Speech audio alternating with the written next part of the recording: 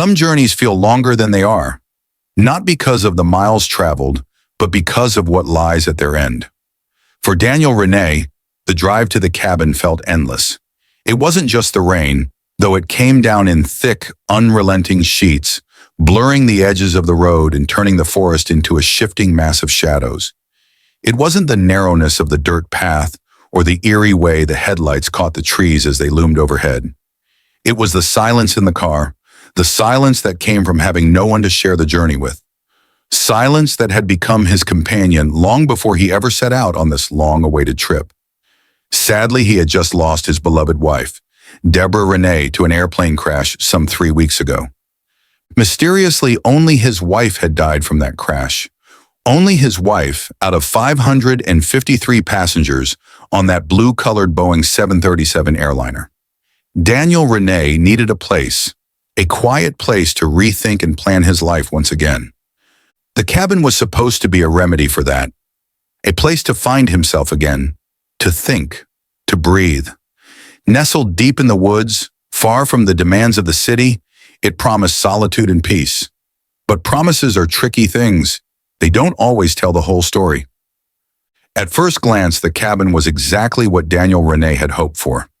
Rustic, simple, untouched by the complications of the outside world. The kind of place where a man could lose himself in a book, a fire, or just his thoughts. But even as he took it all in, there was a part of him that couldn't quite relax. A part that noticed the way the shadows seemed to gather in the corners of the room, the way the air felt just a little too heavy. By the time the fire was lit, the cabin felt warmer, more inviting. The rain outside was a comforting backdrop, a reminder of the world he had left behind. But even as the flames grew, their light didn't seem to reach the farthest corners of the room. The shadows there remained deep, impenetrable. And Daniel Rene couldn't shake the feeling that they were watching him. Hopefully it's not my wife's ghost, he thought to himself. It didn't take long for the first signs to appear. They were small things, almost imperceptible at first. Things Daniel Rene could dismiss if he tried hard enough.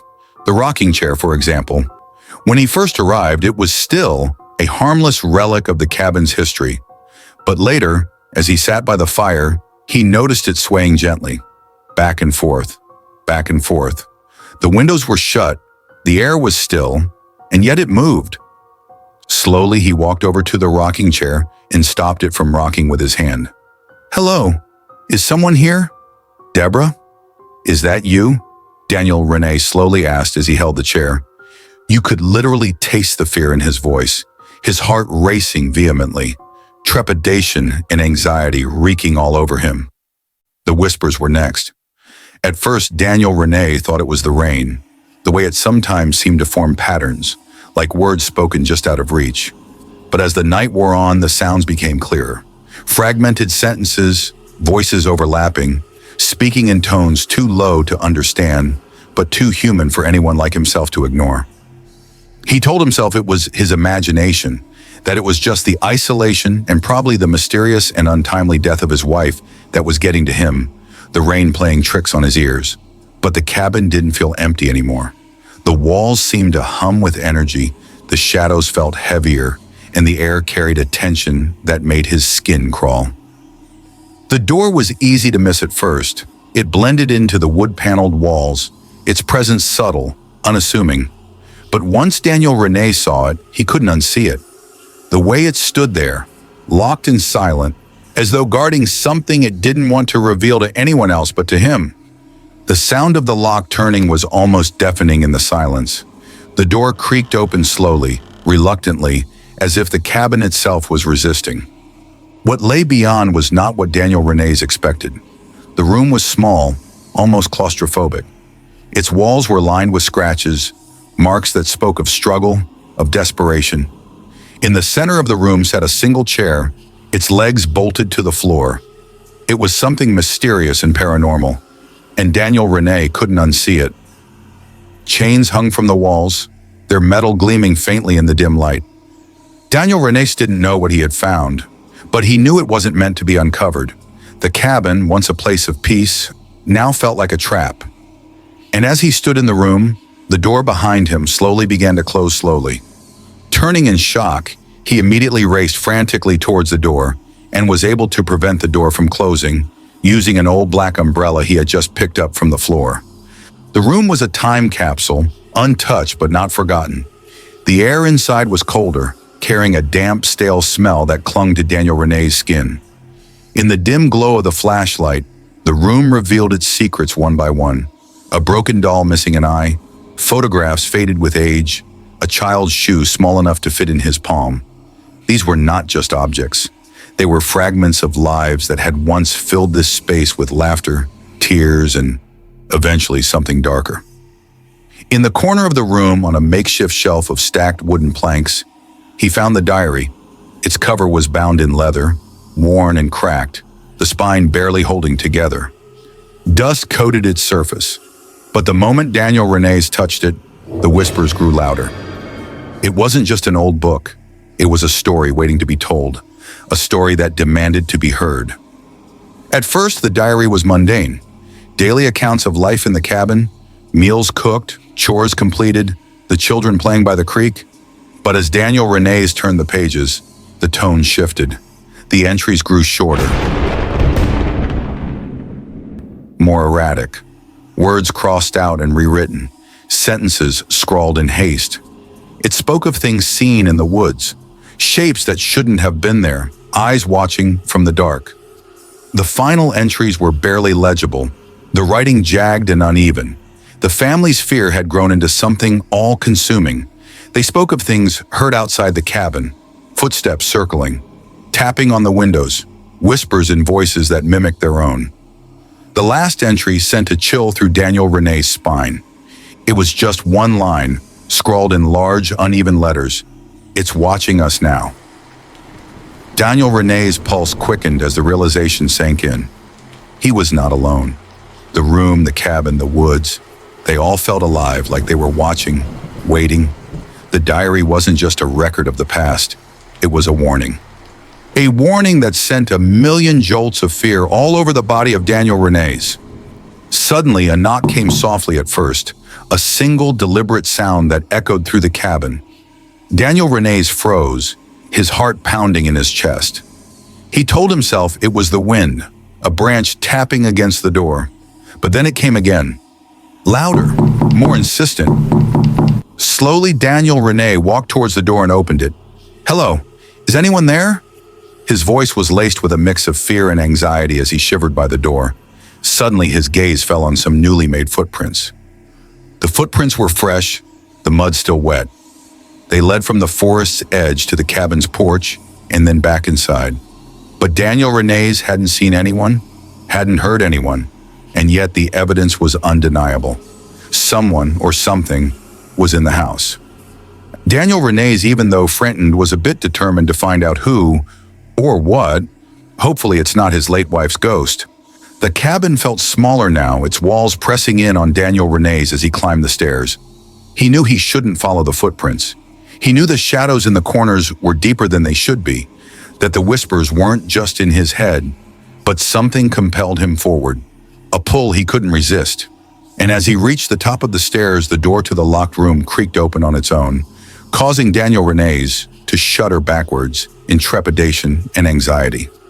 The upstairs hallway was colder than the rest of the house. The air had a thickness to it, heavy with the scent of mildew and something metallic, like old blood. Daniel Renee's flashlight flickered weakly, the batteries fading, as he inched toward the bathroom at the end of the hall. A mirror hung on the wall beside the door, its surface tarnished and fogged over. And as he approached, something shifted in its reflection.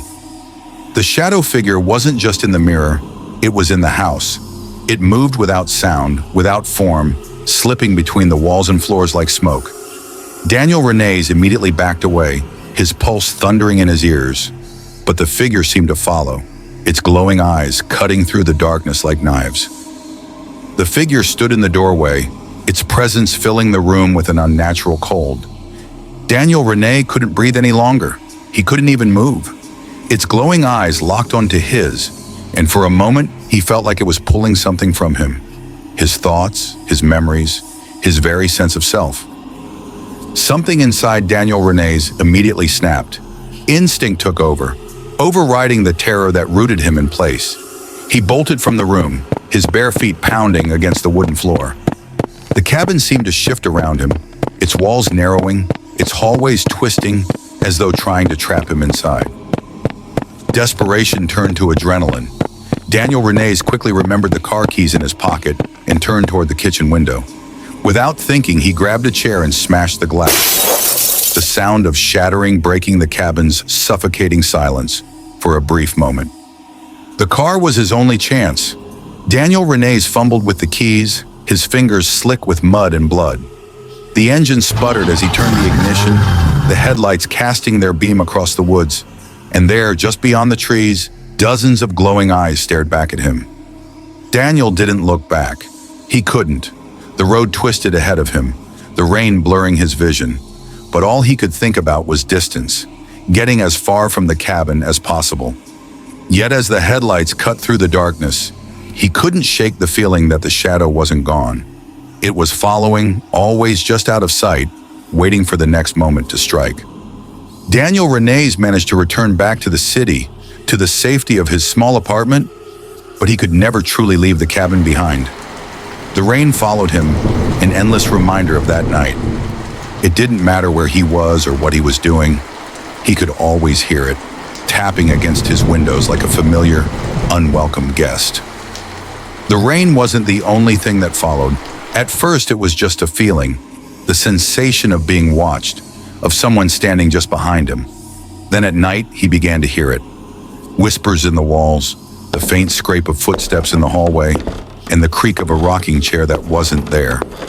He tried to convince himself it was in his head. He tried to forget, but the shadow wouldn't let him. It wasn't just in the cabin, it was everywhere. It had become part of him, woven into the fabric of his mind. And no matter how far he ran, it was always waiting, just out of sight. Day after night, Daniel Renes did regret why he bought that cabin from Mr. Peterson Lucas. They say the woods never truly let you go. What Daniel Renes saw, what he felt, was more than fear. It was a connection, a tether to something ancient, something unknowable that now lived within him. He would never escape it, and perhaps deep down, he didn't want to. What lives in the woods may be better left unknown, but for those who see it, those who feel it, it never truly leaves. It becomes part of them, a shadow that follows wherever they go. And for Daniel Renes, it's always just behind the glass, looking and staying at him. Sometimes Daniel Renes wished it was Debra Rene's ghost he had seen. If this story gives you the chills, don't forget to hit the like button now and subscribe for more stories that will keep you up at night. Remember, the shadows are never too far away, and they're always waiting for the next tale to unfold. Subscribe now, if you dare. What do you think happened to Daniel Renes? Was he just some unlucky dude who happened to buy a haunted cabin, or was his wife's ghost trying to reach out to him? What would you have done if you were in Daniel Renes' shoes? We would love to know in the comments section.